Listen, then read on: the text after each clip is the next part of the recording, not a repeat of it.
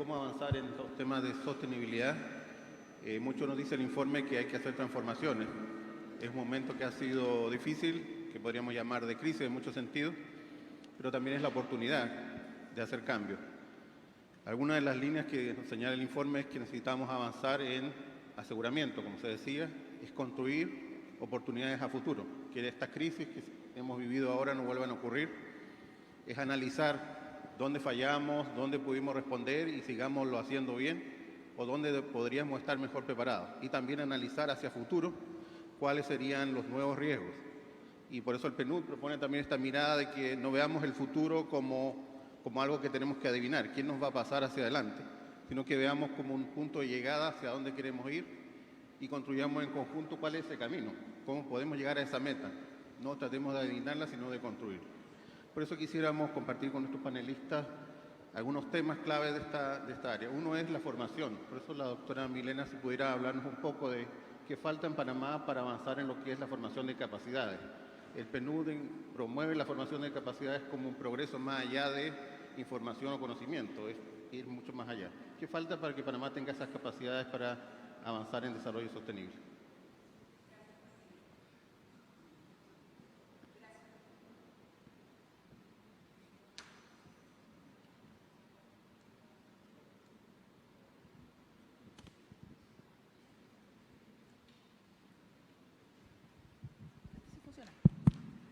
Gracias, Martín. Primero quería agradecer este espacio. Es un honor para el ITSE con esa mirada de academia, de educación, ciencia, tecnología.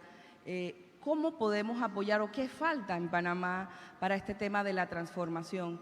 Yo creo que tenemos muchos retos, pero también oportunidades. Son cosas que documentó este informe.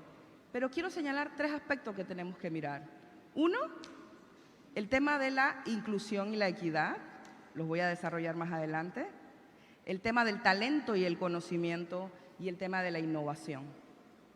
Inclusión y equidad.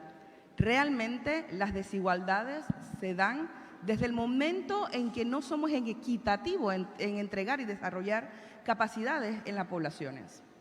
De hecho, la OCDE ha hablado de que para el 2030, en 8 años, las poblaciones activas del mundo deben contar con niveles medios de cualificación, con formación de tipo técnica y STEAM, con gran importancia en la creatividad y la innovación.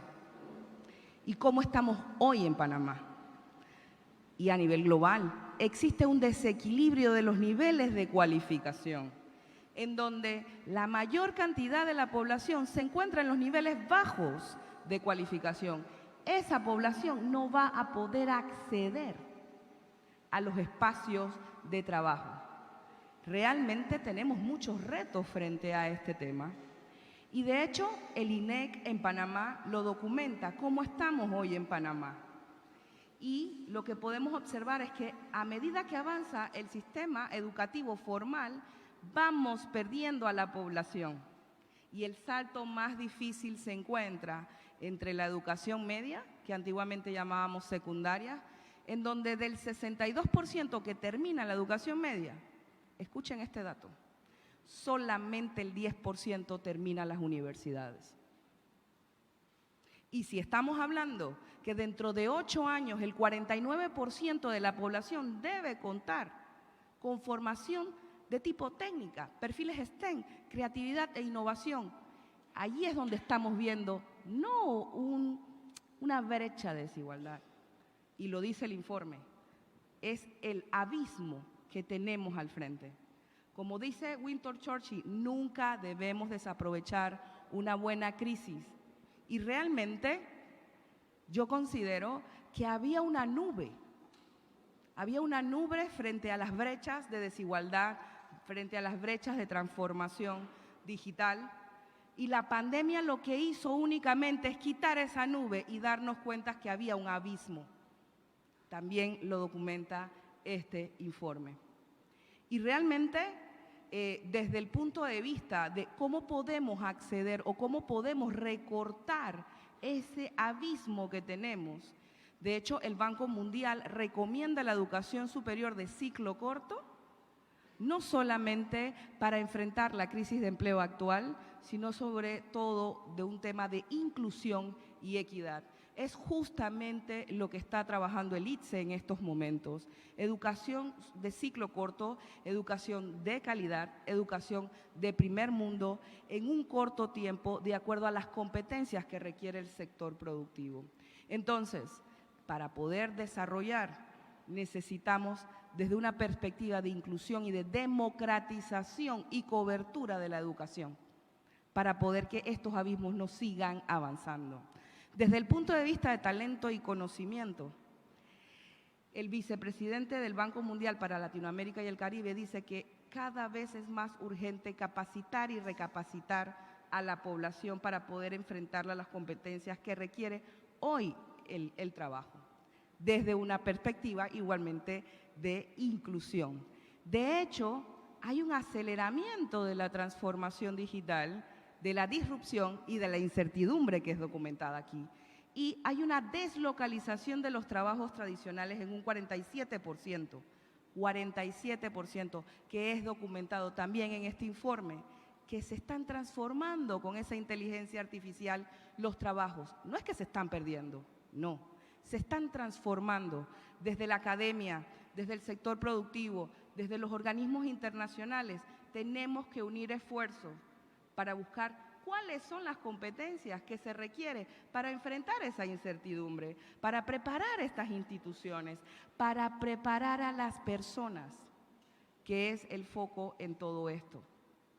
Es realmente un tema de deslocalización, que se están transformando, pero tenemos que incluir a las personas con las competencias que requieren para poder que sean parte y no sean expulsadas de ellos. De hecho, los altos niveles de desempleo que se han originado luego de la pandemia es porque ha habido una deslocalización de los trabajos tradicionales.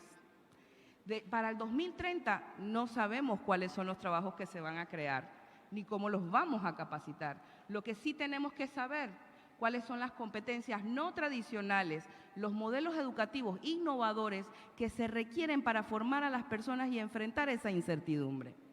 Parte de esa inseguridad mental que estamos viviendo es porque la población no cuenta con las competencias para enfrentar este mundo cambiante.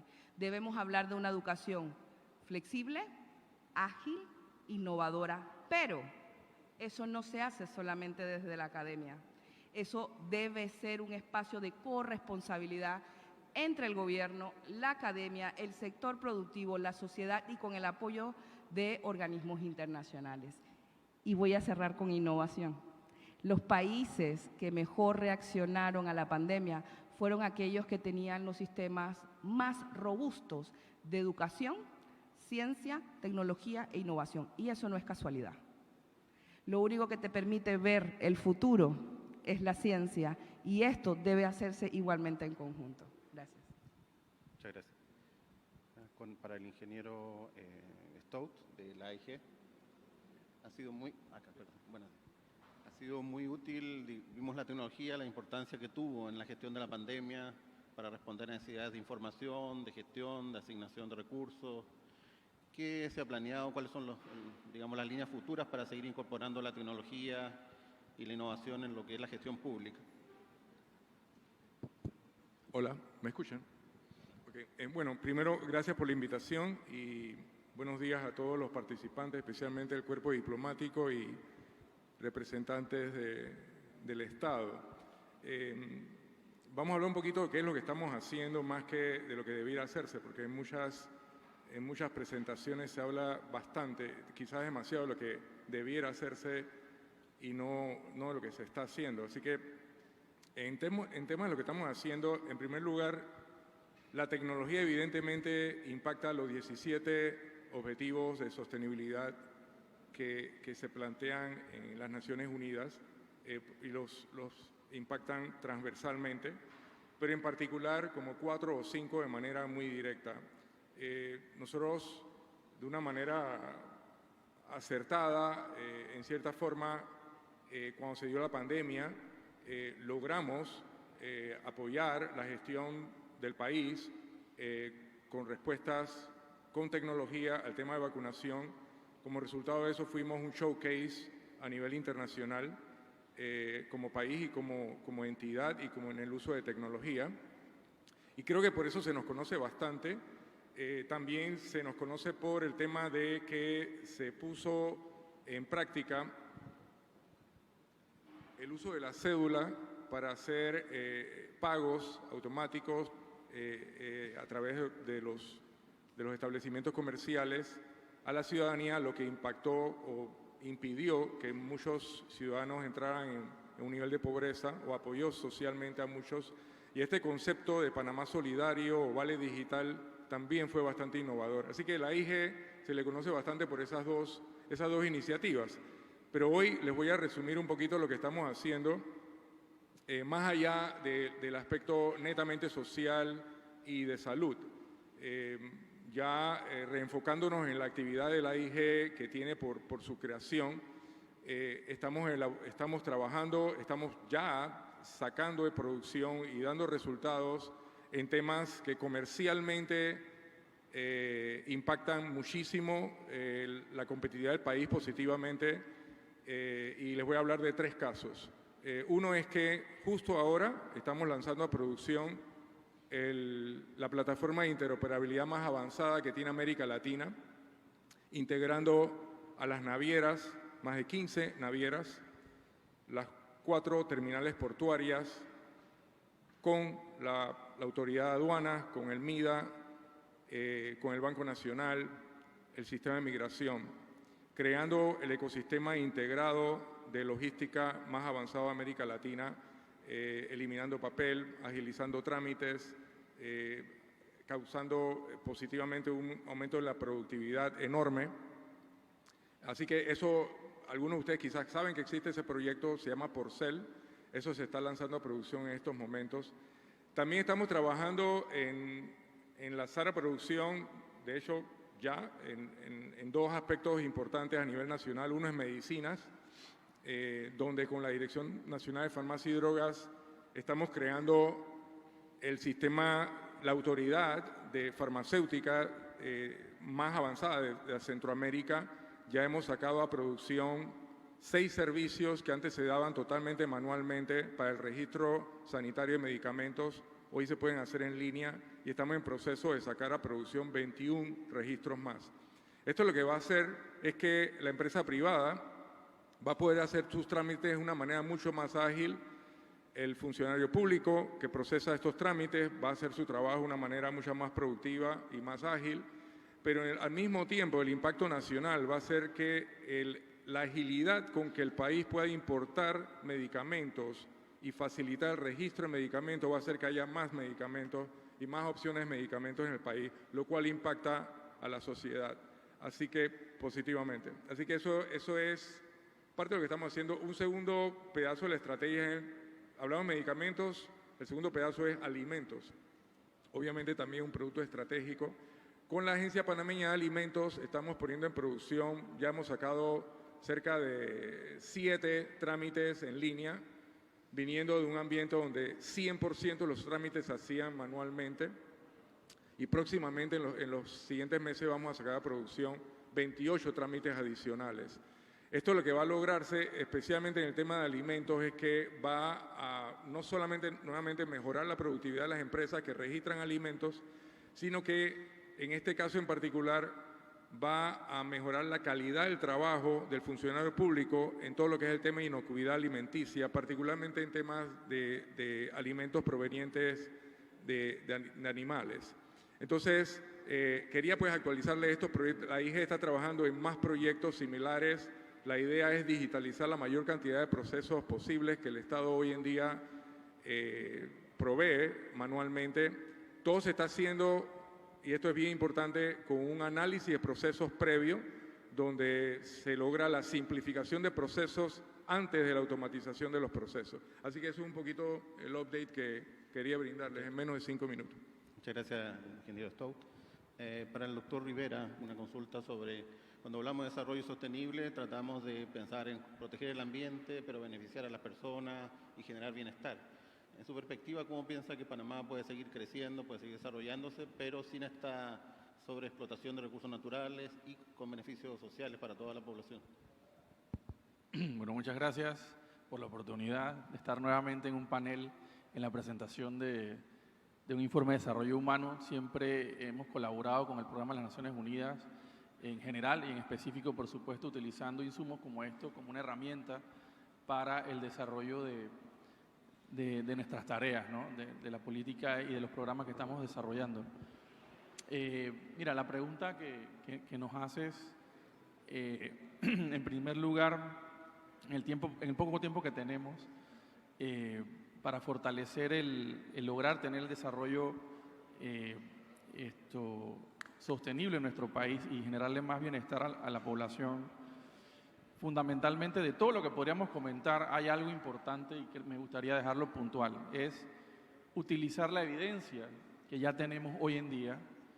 Los datos son contundentes en cuanto a los modelos de gestión sostenible, son muchísimo más rentables desde el punto de vista ya no solamente económico, sino también financiero, etcétera, y comercial, que los otros modelos. En el 90% de los casos de las actividades, el modelo de gestión sostenible o con mecanismos de sostenibilidad es más rentable, hace más sentido tenerlo e incorporarlo al desarrollo. En el caso de energía tenemos todos los datos, pero podríamos hablar de una serie de otras actividades económicas. Entonces, ¿cuál es el punto, ¿no? ¿Dónde está el eslabón perdido?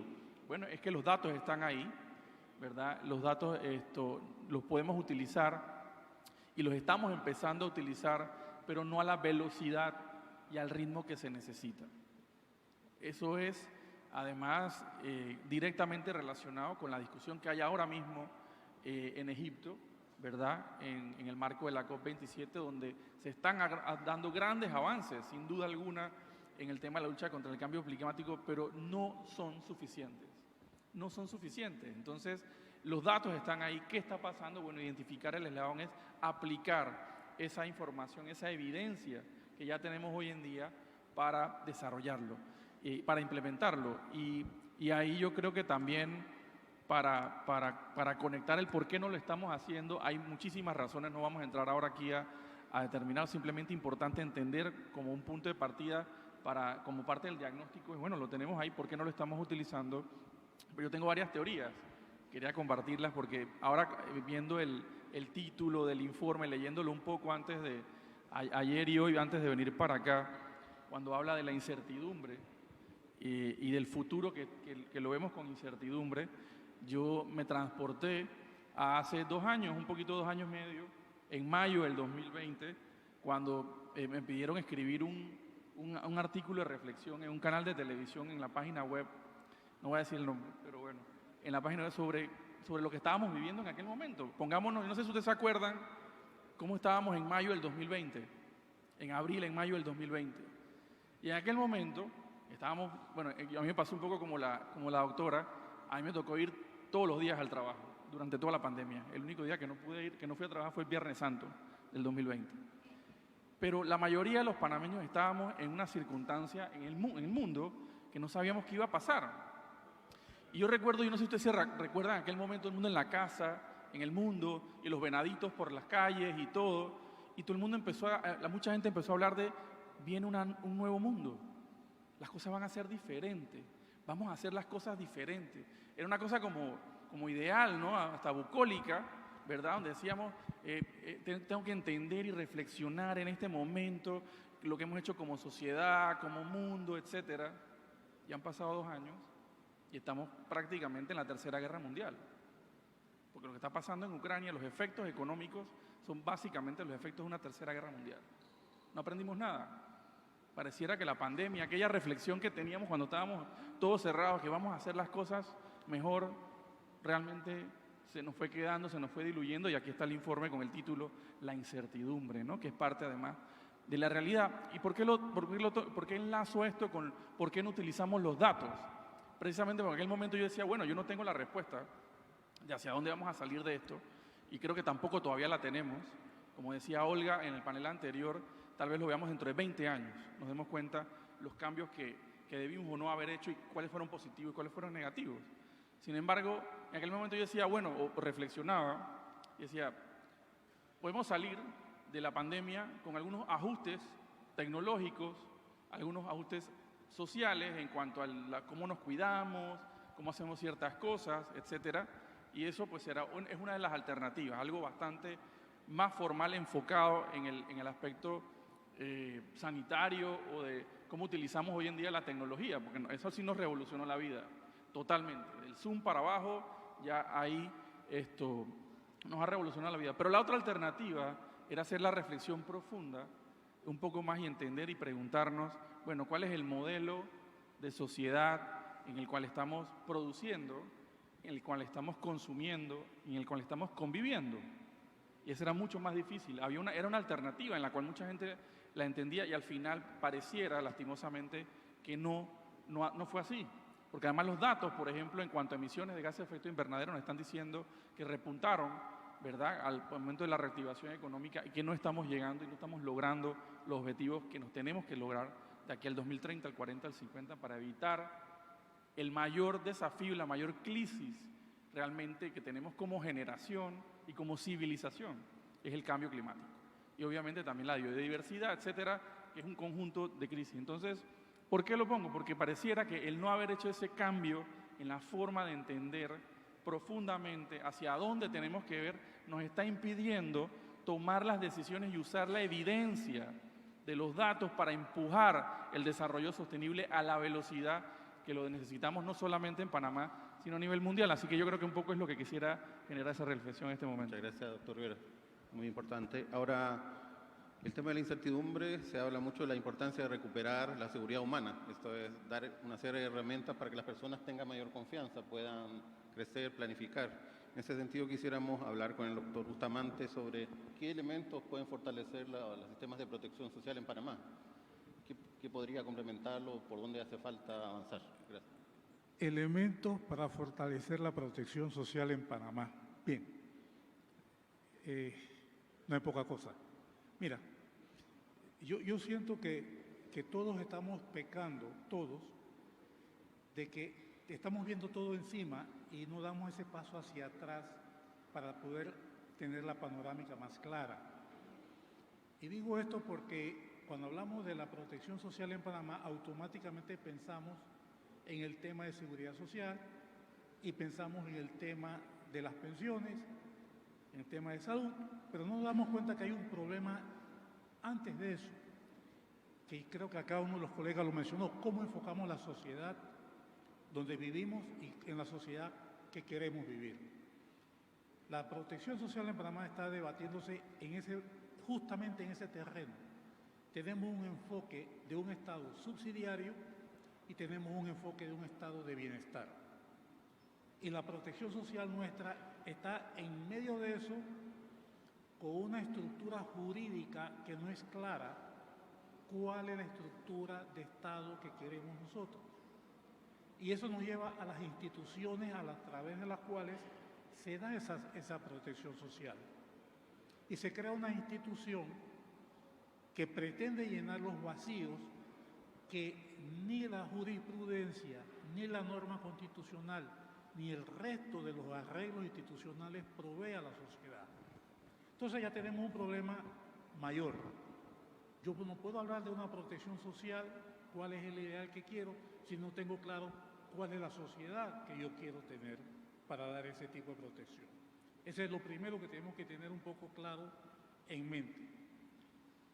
Concomitante con ese tema, también viene un tema que tocó Olga de Ovaldía, que en este entorno de incertidumbre que vive la sociedad,